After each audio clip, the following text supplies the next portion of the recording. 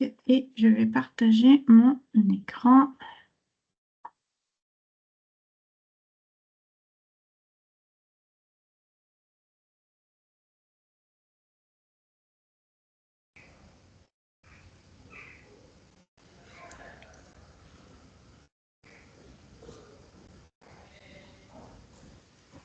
Ok, est-ce que tout le monde voit mon écran? C'est parfait, là. Oui. Impeccable. Super. Et bien donc, rebonjour à tous. Pour ceux qui ne me connaissent pas, je vais me présenter. Donc, Laure Martin, je suis directrice RSE pour le pôle route et je vais donc co-animer ce webinaire avec Bruno. Bruno, je te laisse te présenter. Bonjour à toutes et à tous. Donc, Bruno Yano, je suis directeur qualité pour Eiffage Route. Donc là, tout au long du webinaire, donc vous avez vu, on est assez nombreux. Donc, si vous souhaitez poser des questions, utilisez le fil de la conversation et on prendra les questions au fur et à mesure. N'hésitez pas, cependant, hein, ça évitera de faire une présentation uniquement descendante, de poser vos questions, vos interrogations ou même commentaires sur le déroulé de cette présentation. L'objet aujourd'hui, pour l'heure qui vient, c'est de vous présenter la RSE, ce que c'est. Donc, ce webinaire, c'est la troisième partie de nos webinaires sur la transition écologique. Vous avez fait la partie bas carbone et biodiversité. Et donc là, on va ouvrir le troisième volet sur la partie RSE.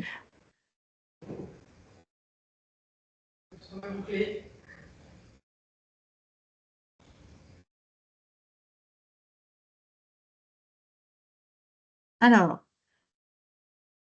je vous représente la petite maison que vous avez déjà présentée sur les webinaires précédents, donc qui est la maison de notre plan stratégique actuel Horizon 2025.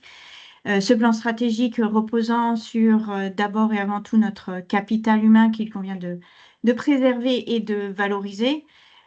Et sur cette base-là, 4 piliers qui ont été portés par différents groupes de travail. Le premier pilier étant le développement vers les nouveaux marchés porteurs, le pilier d'amélioration de la performance dans nos activités de travaux, l'adaptation de nos carrières et de nos industries aux enjeux de demain et l'inscription de la transition écologique au cœur de nos métiers. L'ensemble de ces piliers-là ont donné lieu donc à des groupes de travail et à des grands axes de modification ou de transformation de nos activités, l'ensemble ayant pour objectif de répondre à l'ambition RSE de l'entreprise. Donc la RSE, et on va le voir et on va l'illustrer tout au long de cette présentation, s'inscrit, ou plutôt est inscrit dans l'ensemble des travaux qu'on a pu faire dans ce plan stratégique et on va l'illustrer au fur et à mesure. Mais depuis tout à l'heure, je vous parle de RSE, mais pour vous, la RSE, en fait, c'est quoi? On va vous laisser répondre dans la conversation.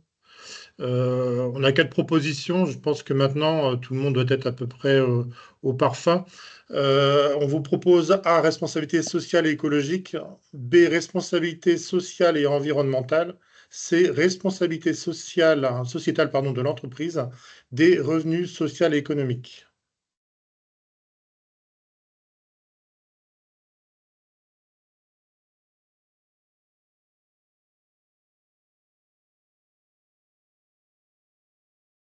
Les réponses confirment ce que je disais. Je pense qu'aujourd'hui, maintenant, vous avez tous parfaitement conscience de ce que c'est la RSE. Je laisse éventuellement les derniers répondre. Mais tout le monde a répondu C sans problème. Et effectivement, c'est responsabilité sociétale de l'entreprise. Qu'est-ce que ça veut dire? Bah, juste un petit rappel sur la partie responsabilité. Être responsable, c'est reconnaître que nos actions ont un impact et qu'on doit en répondre. On a une responsabilité notamment vis-à-vis de nos salariés, une responsabilité sur leur sécurité, sur leur intégration, sur le développement de leurs compétences. On a aussi une responsabilité environnementale, notamment l'impact de nos travaux sur l'environnement et notamment tous les aspects qu'on peut connaître sur l'eau, la biodiversité, la pollution, le déchet et puis notamment aussi les sujets liés au bas carbone. La partie sociétale, c'est finalement une compilation de deux mots hein, qui vient de société et de social. Donc c'est ce qui touche la société dans son ensemble et notamment c'est le vivre ensemble. Quel comportement et quelles sont les valeurs qu'on peut partager pour mieux vivre ensemble. Donc on parle souvent des actions de l'entreprise qui contribuent positivement à la société au sens large et pas seulement à ses employés ou à ses clients. Donc on a une vision qui est de l'entreprise qui est très large. Par contre, Laure, moi j'ai une question à te poser aussi. Souvent, on entend à travers les échanges qu'on peut avoir ou lors de nos rencontres que la RSE, c'est compliqué et coûteux. On entend aussi que la RSE, ça ne concerne que l'environnement. Et on entend aussi que la RSE ne concerne que les dirigeants de l'entreprise. Donc, je voulais avoir ton avis en tant que directrice RSE sur ces 3 points. Alors, la RSE, c'est compliqué. Alors, c'est compliqué.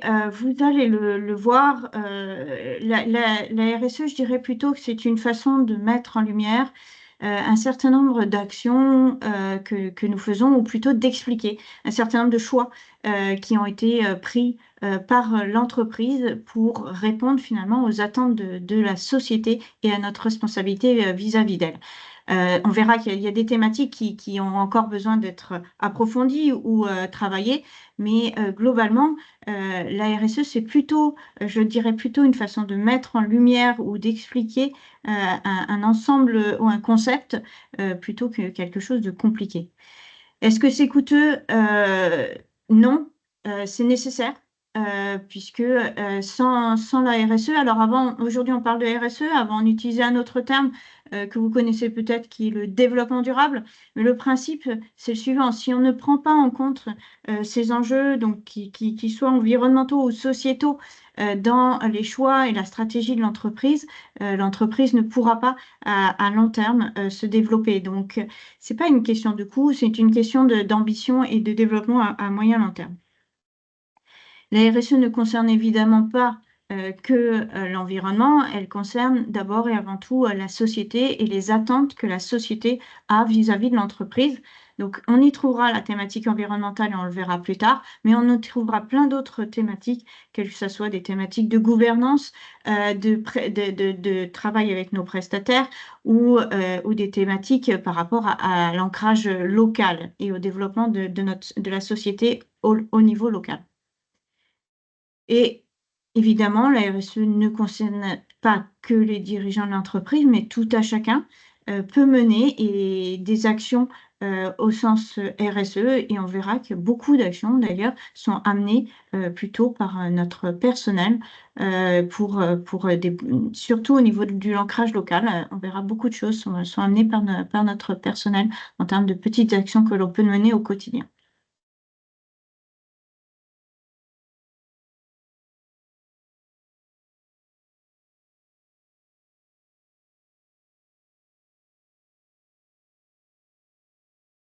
Alors, la responsabilité sociétale de l'entreprise, faut le voir comme un ensemble d'actions qu'on va mettre en place pour prendre en compte les préoccupations, les attentes, les demandes exprimées ou non exprimées de la société vis-à-vis de nous, que ce soit en termes environnementaux, que ce soit en termes d'éthique, que ce soit en termes d'interaction par rapport à nos parties prenantes. Alors, quand on va parler des parties prenantes, on va parler bien évidemment de nos clients, mais on va aussi parler de nos élus, des personnes qui vivent tout autour de nos sites ou qui vivent à proximité ou tout autour des chantiers que l'on réalise.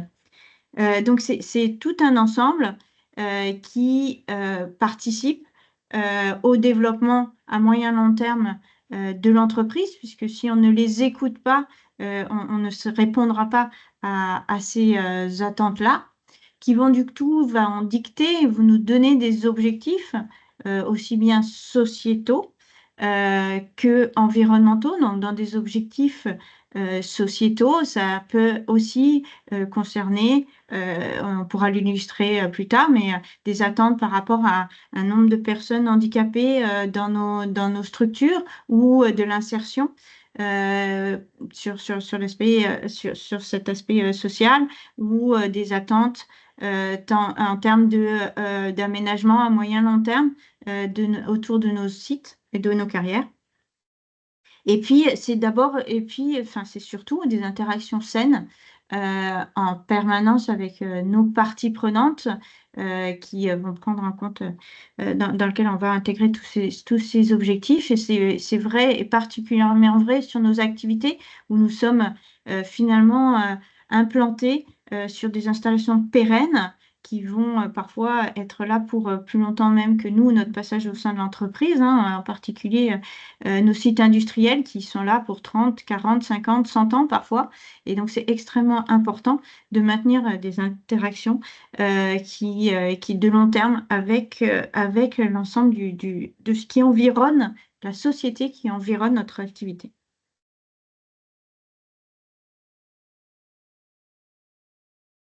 Alors, quand on va parler, je vous ai dit, RSE ou développement durable de l'entreprise, hein, de termes hein, qui vont se recouper, en tout cas dans l'approche qu'on en a. Donc avec une approche qui repose toujours sur 3 piliers, qui sont aussi les 3 piliers que vous retrouvez dans le plan Horizon 2025, qui sont le pilier économique, évidemment.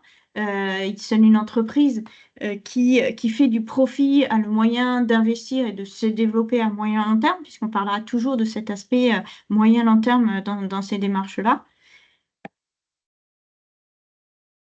Mais il y a également le volet environnemental, avec une entreprise qui respecte le milieu dans lequel elle exerce ses activités. Respecter, ça veut dire d'abord être capable de le lire, de le comprendre et de réduire ses impacts et parfois même d'agir. Ça, vous l'avez vu dans la présentation concernant la biodiversité, mais d'agir pour finalement le reconstruire, ce milieu, quand on peut le faire, donc comme les activités de génie écologique. Et puis le dernier pilier, et celui qu'on va développer aussi ici pas mal, c'est toute la partie sociétale, c'est-à-dire dans lequel on va prendre en compte le bien-être de nos salariés au quotidien, et puis globalement, très largement, quel rôle l'entreprise a dans la société civile. Aujourd'hui, il faut savoir, et on va pas la développer aujourd'hui, mais il faut savoir que la RSE a été traduite dans une norme qui est l'ISO 26001. Et dans cette norme, on retrouve 7 grandes thématiques dans lesquelles on va retrouver la gouvernance de l'entreprise, et on en parlera pas mal, les droits de l'homme, les relations et conditions de travail, l'environnement, évidemment, la loyauté des pratiques, la gestion relative à nos consommateurs et les communautés locales. Vous voyez quelque chose de très global, très englobant sur les pratiques de l'entreprise.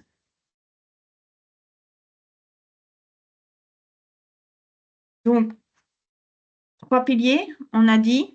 3 piliers dans lesquels on va aller travailler certains axes plus spécifiquement.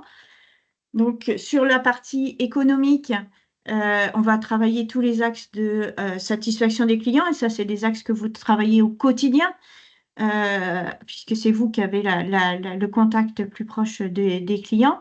L'axe, évidemment, de qualité du chantier, hein, qui participe très fortement, d'une part, à la satisfaction de nos clients et d'autre part, à l'image de l'entreprise, le respect des engagements que nous avons pris vis-à-vis de nos clients, vis-à-vis de nos prestataires, vis-à-vis de nos fournisseurs, qu'on va retrouver au travers des contrats qu'on peut avoir, et puis la transparence vis-à-vis de nos investisseurs.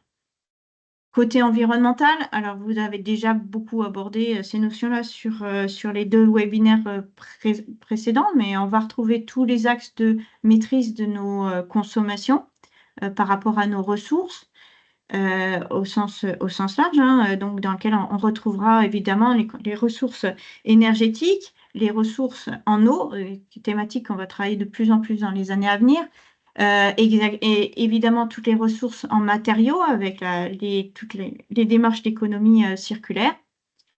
Et puis après, donc la maîtrise des déchets, la protection de la biodiversité, on reviendra moins sur ce pavé-là puisque vous l'avez déjà abordé. La réduction des gaz à effet de serre qui participe là, si on le regarde sous l'aspect social et sociétal, qui est donc une attente forte de la société vis-à-vis des enjeux de réchauffement climatique. Et puis, vous avez globalement tous les sujets sous cet axe-là qui vont permettre de réduire et de diminuer la pression sur l'environnement, voire, comme je disais tout à l'heure, de trouver des actions qui vont pouvoir préserver et finalement reconstruire l'environnement quand on sait le faire. Et puis, sous l'aspect sociétal, là, on va travailler tout ce qui va concerner le bien-être au travail de nos salariés, les dialogues sociaux, évidemment, avec les représentants syndicaux et les représentants de nos personnels. La sécurité des salariés, un thème qui est loin d'être neuf, mais qu'on continue très fortement à travailler. L'égalité des chances et la diversité des profils employés. L'épanouissement des salariés au travers des parcours professionnels. La formation axe que l'on travaille énormément et qui a été mis en valeur d'ailleurs dans l'audit qui vient de se terminer.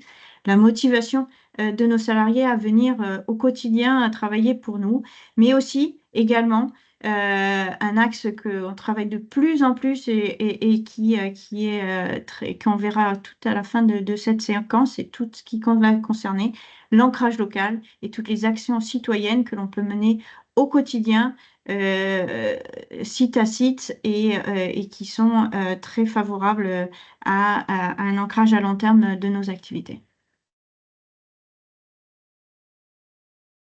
L'enjeu et ce qu'on essaie ce qu'on va vous montrer, c'est que ces 3 piliers finalement soient à peu près équitables ou équivalents en termes d'approche, de manière à éviter ce qu'on a matérialisé dans cette animation, à éviter l'effondrement à moyen long terme de l'engagement de l'entreprise et de faire en sorte que l'ensemble de ce qu'on va mener soit durable dans le temps.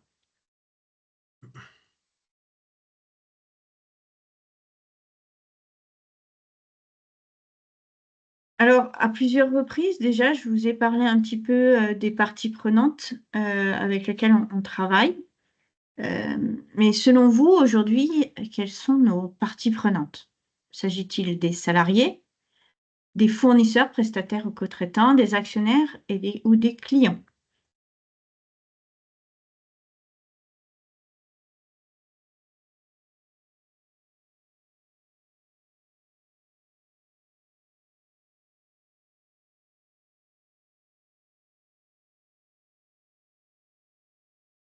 Bon, les réponses sont à peu près unanimes aussi, où on retrouve tous ou ABCD, ce qui revient à peu près au même.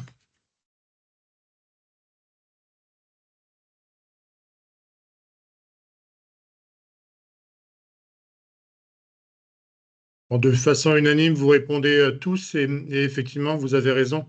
Les parties prenantes concernent ces quatre thèmes, disons, ces quatre axes, la partie salarié, actionnaire, client et fournisseur, bien entendu. Mais on va retrouver avant tout la direction, puisque c'est elle qui fixe les objectifs hein, et c'est elle qui doit effectivement être moteur dans la démarche.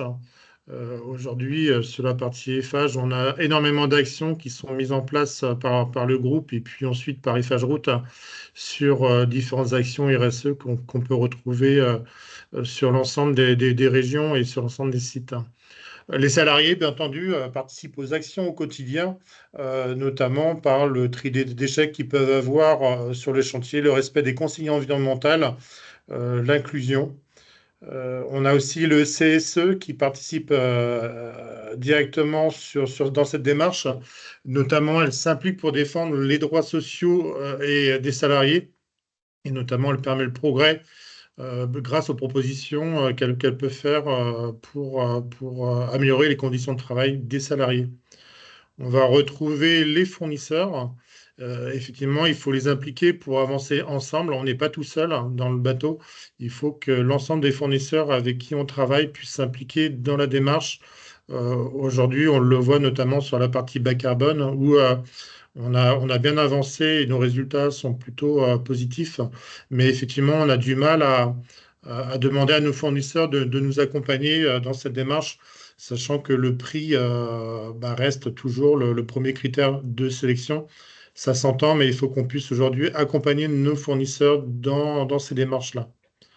On va retrouver les clients et notamment nos clients, il faut pouvoir les inciter à avancer et effectivement à s'ouvrir à cette démarche et notamment sur la partie bas carbone et éventuellement tout ce qui peut être proposition permettant de réduire nos émissions et de réduire l'utilisation de matériaux.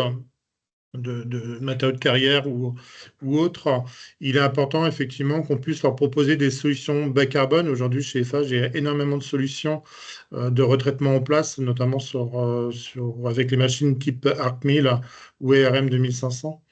On a effectivement de nombreuses solutions maintenant de recyclage avec la mise en place de plateformes qui permettent de pouvoir réutiliser nos matériaux ou les matériaux de déconstruction sur les chantiers. Mais malheureusement, le client, et c'est un constat, ne s'engage pas naturellement.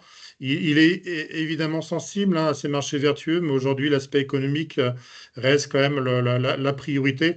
On en est conscient, mais je pense que nous, en tant qu'entreprise, on se doit d'être proactifs et de les inciter effectivement à rentrer dans ces démarches. On a les pouvoirs publics aussi qui sont une des parties prenantes, notamment elles s'imposent via la réglementation. Mais pas seulement, puisque ces pouvoirs publics aussi nous soutiennent grâce à des subventions aujourd'hui qui nous permettent de pouvoir nous engager dans des démarches bas carbone. Donc aujourd'hui, il y a beaucoup de soutien sur la partie industrie, sur la partie carrière, mais on peut aussi avoir des financements sur les sites, sur les agences, sur certains investissements. On a les associations ONG qui sont partie prenante aussi. Eux, leur rôle, effectivement, c'est d'alerter, d'accompagner ou de contrôler les pratiques RSE des entreprises. Effectivement, aujourd'hui, on voit le côté où ces associations nous empêchent, entre guillemets, d'avancer. Mais j'ai envie de dire que c'est probablement pour le bien, c'est pour le bien de notre planète, notamment éviter les dérapages et s'assurer que les choses sont faites en conformité, ça reste essentiel. Dans toutes ces parties prenantes, on a oublié une partie prenante qui est importante, ce sont les écoles, dans lesquelles on vient puiser, on vient recruter nos futurs collaborateurs. Et effectivement, on se doit de travailler avec ces écoles pour pouvoir préparer l'avenir et préparer l'avenir des prochaines recrues.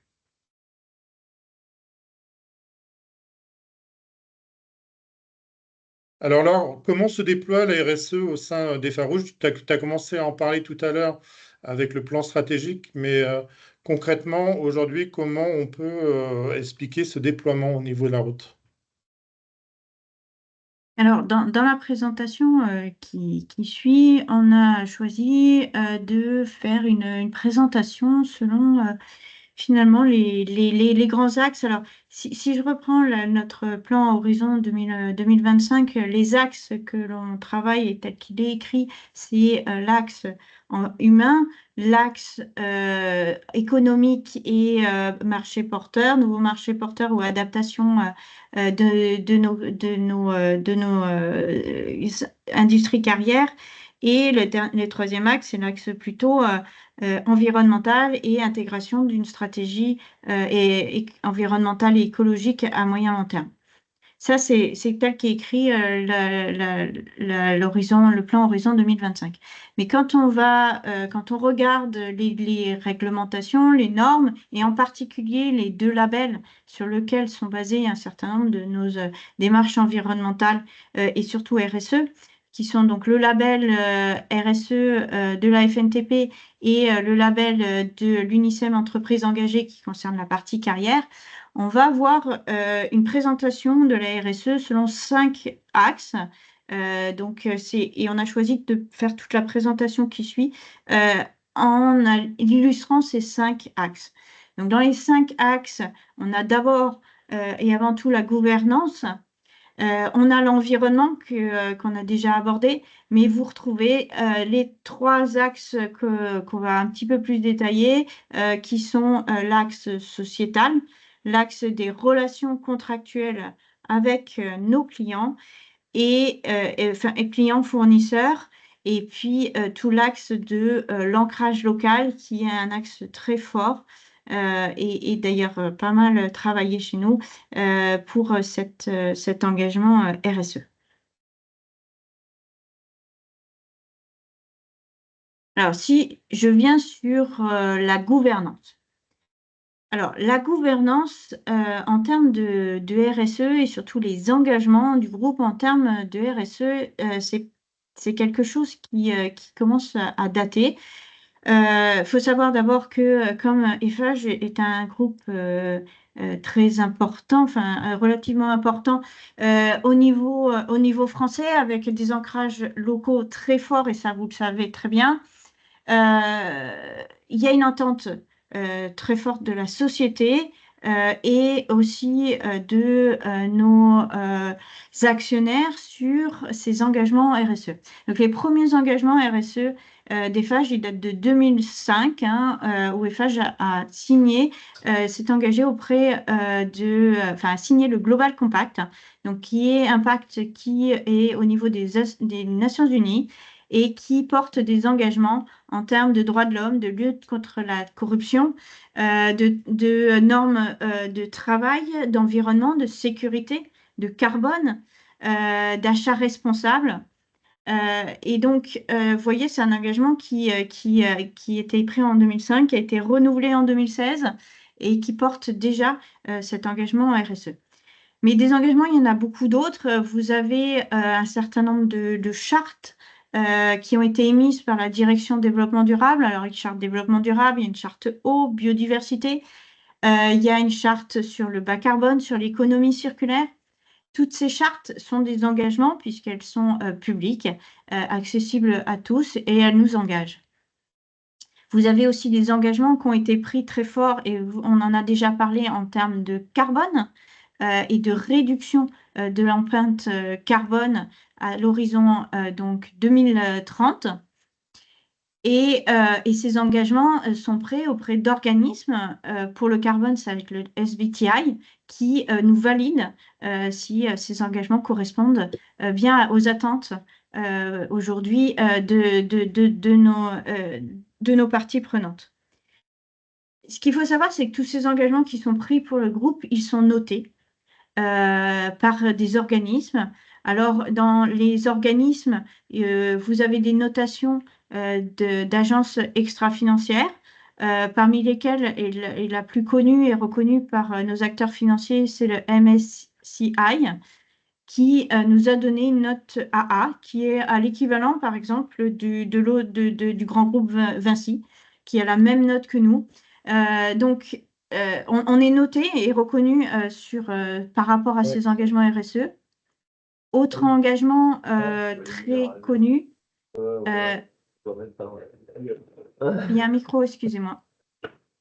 autre engagement ou société très connue, qui est un organisme de notation qui est EcoVadis, qui nous a également donné une note. Alors, on est noté Gold avec une moyenne à 75 sur 100.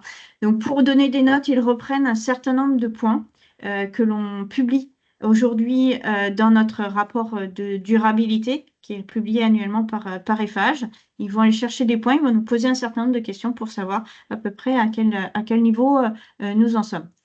Si je reviens sur ces engagements, alors vous pouvez aller lire le rapport de durabilité. Ça, je vous invite à le faire sans forcément vous envoyer dessus parce il fait plus de 200 pages.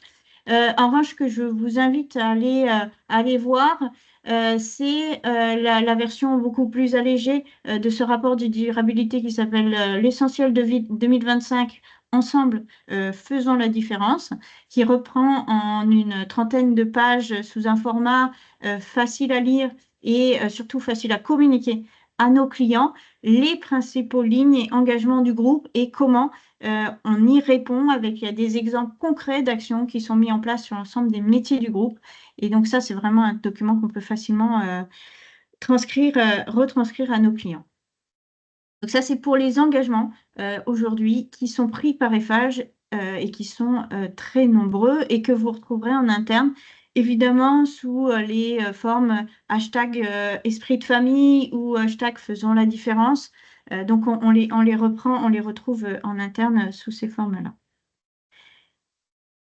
Au niveau de ces engagements au groupe, et on les retrouve beaucoup maintenant aussi à des niveaux beaucoup plus locaux finalement, soit au travers d'engagements qui ont été pris dans les régions, soit au travers d'engagements qui ont été pris par les sites, par les établissements, par les carrières, par les industries, et qui ont été pour beaucoup labellisés.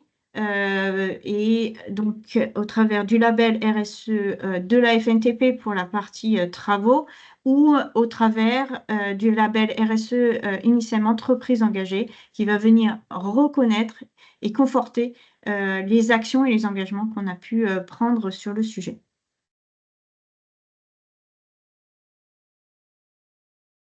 Un autre axe de RSE, c'est la relation contractuelle. Alors, ça concerne aussi bien nos clients que nos fournisseurs. Cette relation se traduit par une loyauté des pratiques, hein, une transparence qu'on se doit pour effectivement avoir des contrats et on pose les règles et on les respecte. La sécurité des clients et des fournisseurs à travers tous ces contrats qu'on peut au préalable mettre en place. Une notion qui est importante, c'est cette notion d'éthique, hein. Je pense que vous en avez tous conscients et vous avez eu l'occasion de pouvoir peut-être faire la formation sur l'éthique. Dès qu'on parle d'éthique, on parle de corruption qui peut être active ou passive. Aujourd'hui, tout le monde a conscience que le commerce d'avant est résolu, hein. Certains clients n'acceptent plus, par exemple, d'aller déjeuner avec les entreprises car ils considèrent cela comme une corruption passive. Effectivement, on en est là. C'est bien dommage, hein, puisqu'on a quand même un métier de relation, mais aujourd'hui, tout est traduit négativement et effectivement, c'est ces actions qui nous permettent de pouvoir créer de l'échange peut-être mal considéré, donc il faut être aujourd'hui très, très vigilant. Idem avec les fournisseurs. Aujourd'hui, on essaie d'établir un maximum de contrats afin de pouvoir réduire les risques et impliquer nos fournisseurs sur nos chantiers et afin qu'ils puissent s'engager et respecter effectivement leurs contrats.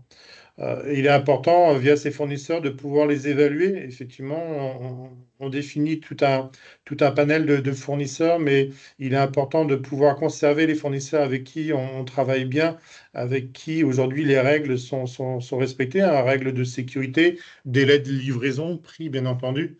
Donc, il est important de pouvoir figer ces relations à travers des contrats sur lesquels aussi on va acter la partie qualité, ce qu'on attend de notre fournisseur, la partie sécurité, ce qu'on attend sur les conditions d'accès sur nos chantiers et le respect de nos règles sur la partie éthique, bien entendu. Il faut savoir qu'aujourd'hui, les fournisseurs sont très regardés sur les aspects carbone. effectivement, nous, Eiffage, on a une volonté de réduire notre impact sur le carbone et notamment réduire nos émissions carbone. Il est important de pouvoir impliquer nos fournisseurs à ce sujet. Laure l'a peut-être évoqué tout à l'heure sur la partie Blue On, où aujourd'hui, on a une passerelle qui nous permet de pouvoir acheter avec des matériaux qui ont une ACV, donc où on connaît l'impact environnemental. Aujourd'hui, on a pour objectif de développer ce catalogue en lien avec nos différents fournisseurs. Aujourd'hui, la partie scope 1 et 2 qui concerne purement nos consommations sur la partie route, on le maîtrise et on le réduit. Sur le scope 3 aujourd'hui, c'est beaucoup plus incertain. Et la meilleure façon de pouvoir réduire ce scope 3, c'est effectivement de travailler main dans la main avec nos fournisseurs pour les amener dans cette démarche qui est notre démarche RSE.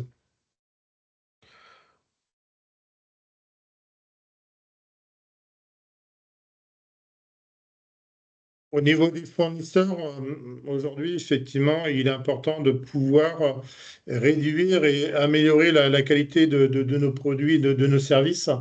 Euh, on se rappelle effectivement d'un client qui un jour nous dit, mais les pavés, ils ont été achetés en Chine alors qu'on aurait peut-être pu effectivement acheter français. Et notamment aujourd'hui, on a ce qu'il faut en Bretagne ou dans le Tarn, même ailleurs, bien entendu.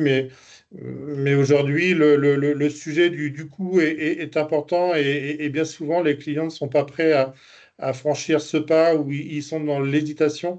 Je pense qu'aujourd'hui, il faut pouvoir les inciter effectivement à franchir ce pas. Il y a peut-être un surcoût, mais aujourd'hui, il y a un impact fort pour réduire justement nos émissions bas carbone en termes de transport. Et puis, sur la partie sociétale, faire travailler les entreprises à proximité, c'est toujours préférable que de faire travailler des entreprises qui sont loin sur d'autres pays, dans lesquels on ne connaît pas forcément les conditions de travail dans les carrières de Chine. Donc aujourd'hui, le fait de pouvoir travailler avec nos propres fournisseurs et avec des fournisseurs de proximité, ça nous permet d'avoir une meilleure maîtrise et effectivement un regard plus juste sur les matériaux qu'on peut déployer sur nos chantiers. Pour continuer dans ce que tu expliques, Bruno, et il faut savoir aujourd'hui que la direction achat a écrit une politique d'achat responsable dans lequel on va retrouver l'ensemble de ces enjeux sociétaux par rapport aux actes d'achat et aux contrats que l'on peut faire avec nos fournisseurs.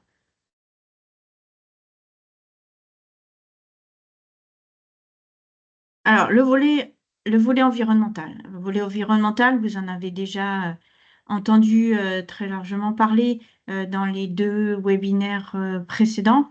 Alors, l'environnement, évidemment, on doit le protéger. D'abord parce que on a des contraintes réglementaires qui sont très fortes, surtout sur toute la partie industrie et carrière, mais aussi parce qu'on a une responsabilité euh, vis-à-vis de la société sur ces sujets-là, une responsabilité de ne pas polluer tout l'environnement de nos chantiers et de nos sites, de ne pas rejeter dans le milieu des eaux polluées, des poussières, de ne pas perturber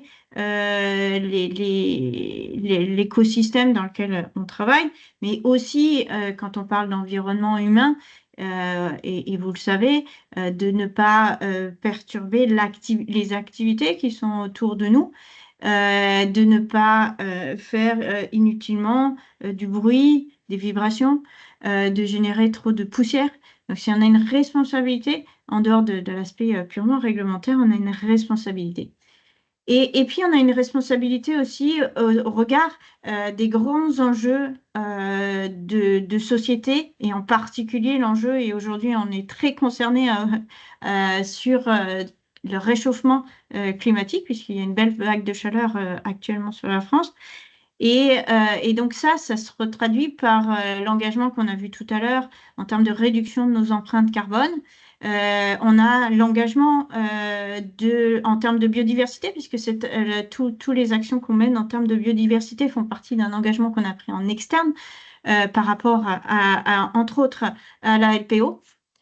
Qui garantit qu'on fait bien ce qu'on a dit qu'on allait faire, plus exactement. Donc au-delà du pur réglementaire, on a ces engagements de société. Et puis, on a des attentes qui sont aujourd'hui de plus en plus fortes de nos parties prenantes, du corps associatif aussi, et qui finalement vérifient et s'assurent qu'on tient bien nos engagements. Donc, tout ça, et si on arrive à maîtriser et à respecter ces engagements, peut nous ouvrir aussi des opportunités vers de nouveaux marchés. Alors, des opportunités vers des marchés qu'on va dire d'aménagement environnementaux, d'aménagement paysager, qui est un axe qu'on travaille beaucoup, et tous les aménagements aussi en termes d'eau. Ça va être les grandes thématiques à venir, hein, puisque le réchauffement climatique va impacter les cycles de l'eau et la pluviométrie, avec des périodes de plus forte pluviométrie et des périodes de plus faible pluviométrie.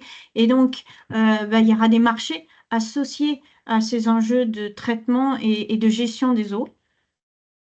Et puis tous les marchés liés à la biodiversité et à l'amélioration de la biodiversité avec le génie écologique que vous avez vu précédemment. Donc, on fait partie d'une société dans laquelle l'environnement est en train d'évoluer et outre la préservation de cet environnement et le respect de la réglementation, il y a aussi ces attentes de société qui peuvent déboucher pour nous sur de nouvelles opportunités de marché ou sur de nouveaux axes à développer dans l'avenir. Donc, voilà, cette slide reprend un petit peu ce que je viens de dire. Donc, dans la responsabilité aussi, ce qui est très important de savoir et de comprendre, c'est que tout à chacun reflète l'engagement global du groupe, hein. On a vu aussi que l'engagement était porté par des chartes, hein, qui nous sont opposables aujourd'hui. Mais les manquements aussi impactent tout le monde, surtout aujourd'hui avec les réseaux sociaux. Dès lors qu'un chantier ou un site commence à, je dirais, s'écarter de ce qu'on attend de lui, soit au travers d'une pollution avérée ou suspectée, soit au travers ou en générant pas de bruit même simplement en impactant un milieu, ou en impactant un milieu, une activité. Dès lors que ça passe ou c'est publié sur les réseaux sociaux, l'image de l'entreprise et l'ensemble du groupe est impactée. Donc, il faut savoir que ce qui peut se passer à un endroit ou à un autre en France peut avoir un impact global sur l'ensemble des activités du groupe et ça va aujourd'hui très, très vite avec les réseaux sociaux. Donc, c'est un engagement, une responsabilité de chacun de préserver et l'attente de la société et le regard de la société sur cet axe-là est de plus en plus fort.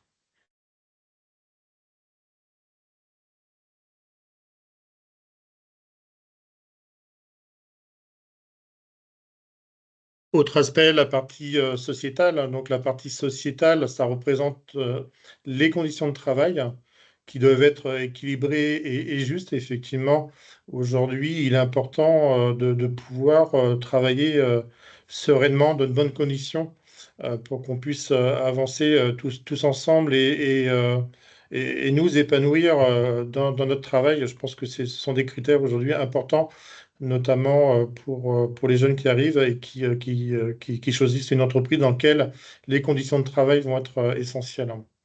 C'est aussi se baser sur un dialogue social, hein, de qualité, qu'on puisse effectivement tous avancer, progresser au niveau de l'entreprise et sereinement. J'ai envie de dire, il faut que effectivement ce dialogue soit constructif, hein, et aille effectivement dans les deux sens.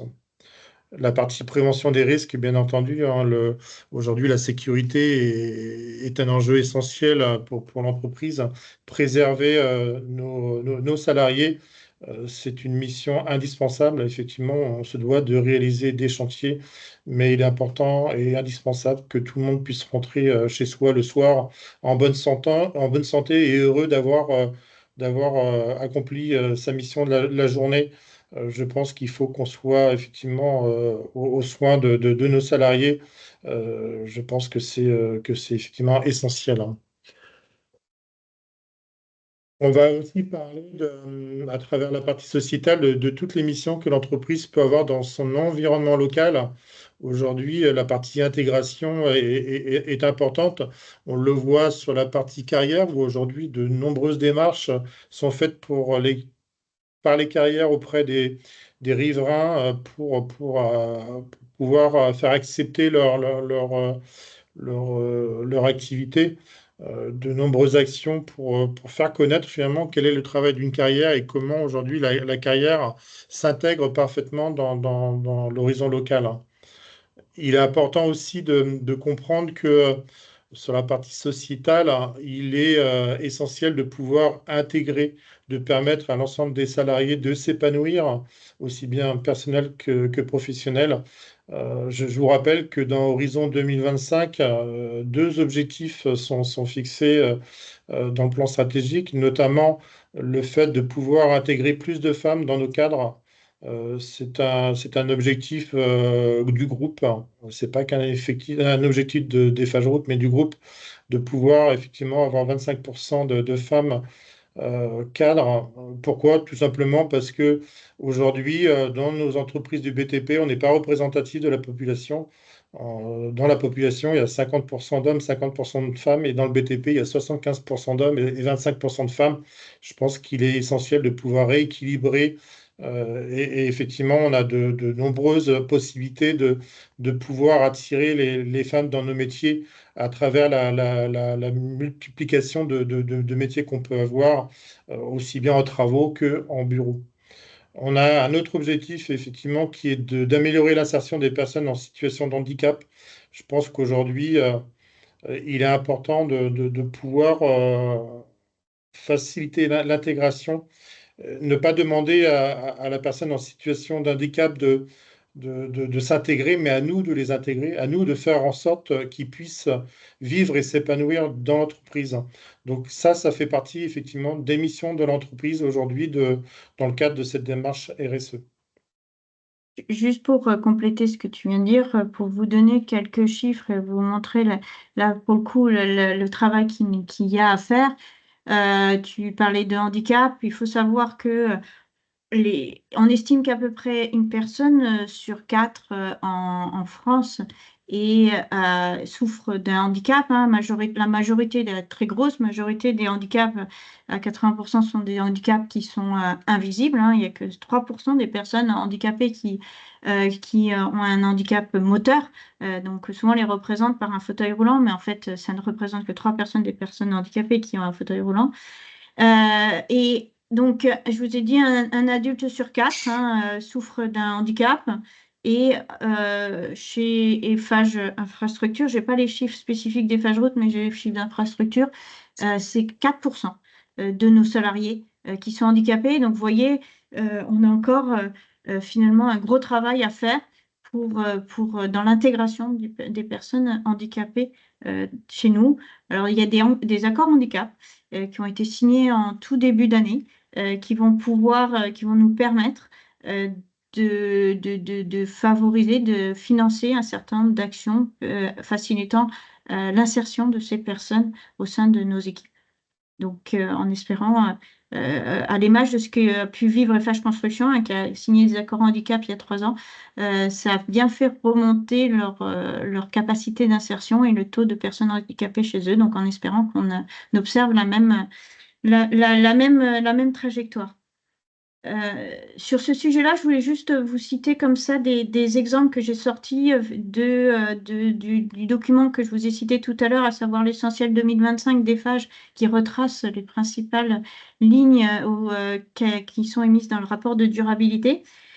Pour vous citer par exemple l'engagement qu'a pris le groupe Eiffage auprès de la Garde nationale, puisqu'on a signé une convention avec la Garde nationale qui permet à nos salariés qui souhaitent être réservistes de disposer de 12 jours par an pour accomplir leur mission sur leur temps de travail auprès des armées et de la gendarmerie nationale.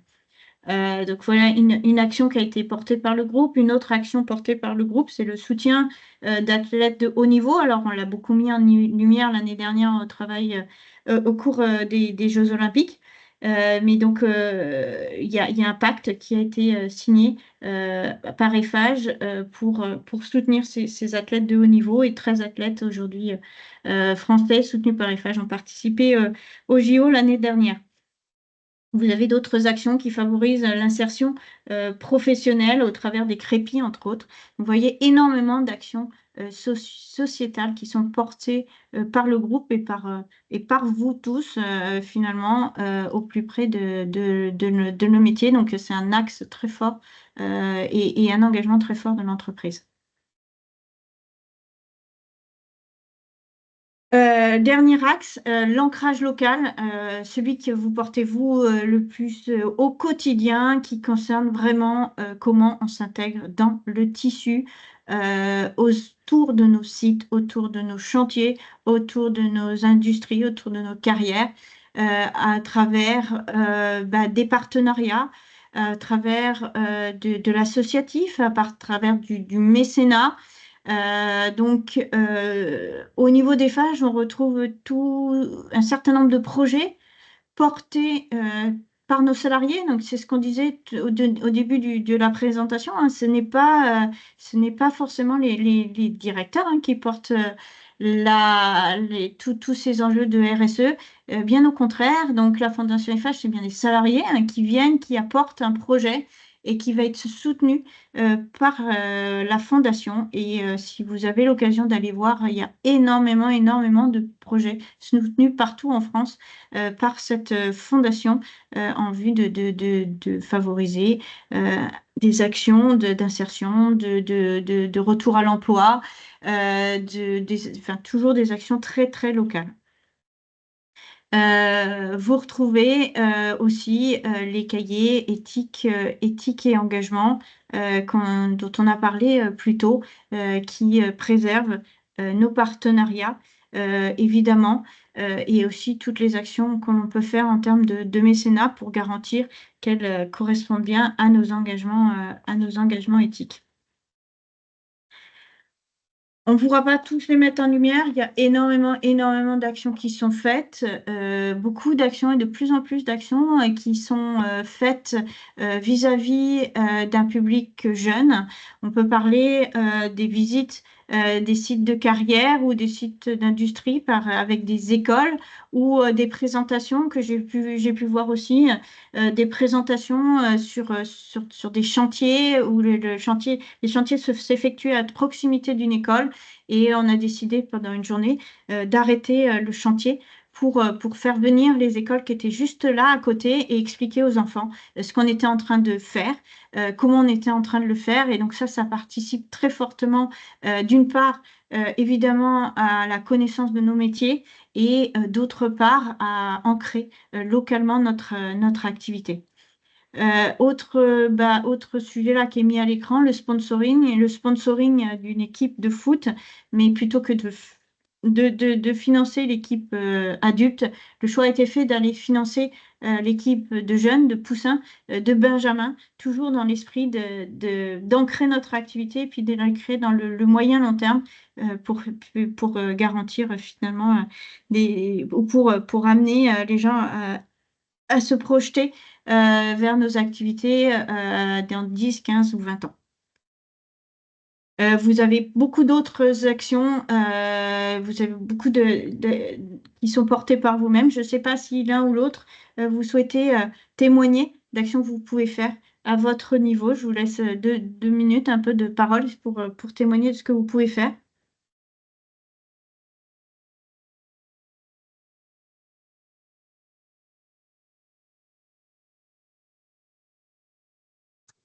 Personne n'ose prendre la parole? Pas de réaction.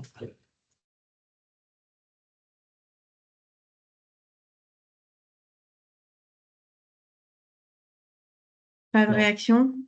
Pourtant, je sais qu'il y a beaucoup de choses qui sont faites de partout. J'en mets une autre en lumière, qui est l'ouverture de nos portes, hein. Ça revient à ce que je disais tout à l'heure, mieux faire connaître nos métiers et améliorer notre image avec l'organisation de trails que l'on voit de plus en plus sur nos carrières.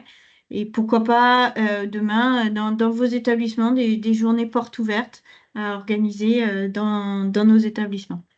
Personne ne veut témoigner?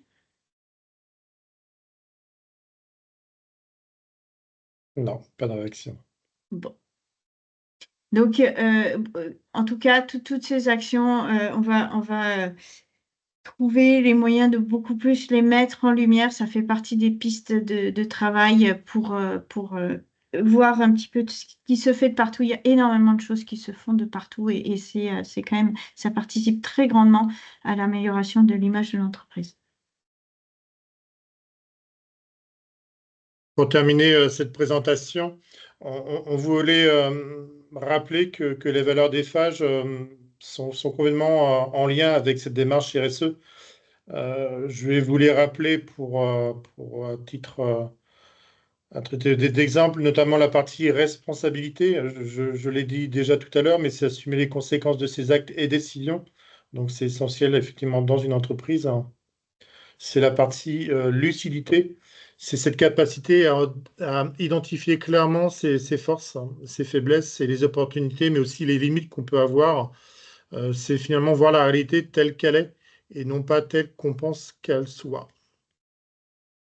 L'exemplarité, effectivement, c'est je fais ce que je dis, à condition bien sûr que ce que je dis soit juste et éthique et cohérent.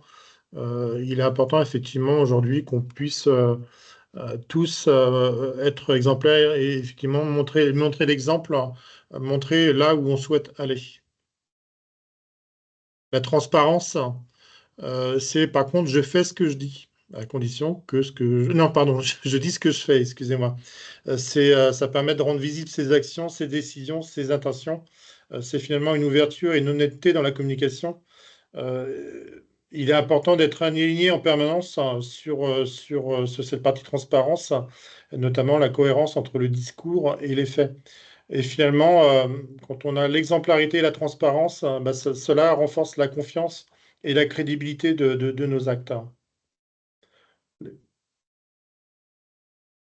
Et enfin, le courage, c'est faire face aux situations qui sont inconfortables. Malheureusement, au quotidien, on est confronté à des situations dans lesquelles bah, les échanges peuvent être difficiles, mais il est important de savoir prendre les bonnes décisions, même si parfois elles sont impopulaires. Il faut savoir exprimer ses désaccords, même si ça peut aller à l'encontre de ce que le client peut attendre. Il est important de pouvoir défendre ses convictions, défendre ses équipes, ne pas fuir les situations délicates. Je pense que cette partie est importante. Et enfin, la pugnacité, c'est ne pas lâcher devant l'obstacle, être déterminé pour atteindre l'objectif. Je pense qu'aujourd'hui, toutes ces valeurs représentent effectivement notre démarche RSE. Et je pense qu'il est important que tout un chacun puisse connaître ces 6 valeurs qui sont essentielles dans la démarche et dans l'esprit des phages. Voilà, on arrive au bout de notre présentation. J'espère qu'au travers de ce qu'on nous a pu vous dire, vous montrer, vous avez compris que la RSE n'est pas quelque chose de compliqué, mais plutôt une autre façon de mettre en lumière l'ensemble des actions que nous menons. Et qui promeuvent d'une part l'image du groupe et d'autre part son engagement en moyen long terme à s'ancrer dans l'enjeu de la société et qui correspondent pleinement à nos valeurs que Bruno vient de balayer et qui portent complètement l'ensemble de ces valeurs. Je ne sais pas si vous avez des questions par rapport à ce qu'on a pu dire ou des commentaires. Alors, il y a 2 commentaires de David Reichstadt, hein, qui tout à l'heure réagissait sur la partie femmes en disant qu'il y a plus de femmes dans les aménagements urbains et aménagements paysagers, pardon, excusez-moi. Aménagement paysager, effectivement, cette orientation vers les aménagements paysagers attire de nombreuses femmes et c'est une opportunité, effectivement, de pouvoir attirer des femmes dans nos métiers. David réagissait aussi sur la partie valeur en disant qu'il est aussi important d'avoir le soutien de la direction. Et effectivement, c'est essentiel. On revient sur cette notion de gouvernance et il est important que la direction puisse soutenir l'ensemble des collaborateurs. Je ne sais pas s'il y a d'autres réactions. A priori, non. Bon, moi, on est dans le timing, on est pas mal. Très bien. Mais Merci. je vous remercie à tous d'avoir suivi cet essentiel. Si vous avez besoin, n'hésitez pas. On est à votre disposition s'il y a des questions à venir. Et sinon, je vous souhaite à tous de passer une très bonne journée. Oui, Elie, Mer- hésite.